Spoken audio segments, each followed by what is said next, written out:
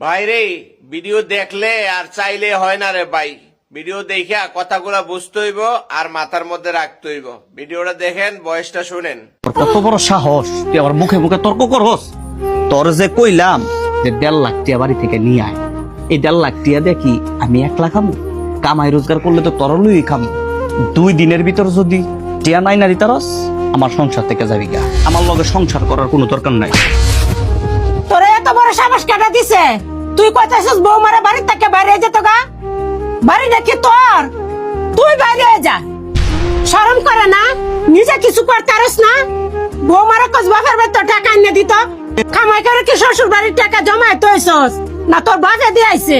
তুই যে বৌরা কইতাছিস বাপের বাড়ি তো টাকা এনে দিত, আর তোর বাপ এলাকার মধ্যে একটা সম্মান লয়ে ঢুকছে। কিরে মা তুই?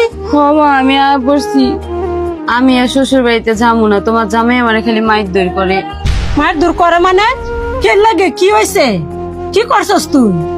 কইছে 3 লাখ টাকা লইয়া যাইতাম, এর কাছে 3 লাখ টাকা আছে, আর 3 লাখ টাকা বাপের বাড়ি তো লই যাইতাম। যদি লই না যাই তাইলে আমারে মারবো, ওই বাড়িতে যাইতে মানা করছে। টাকা না লই গেলে তাইলে আমারে তালাক দিব, ওই বাড়িতে না যাইতাম। কি টিয়া না লয়ে যাই তাহলে হাই তোরে কইছে তালাক দিব?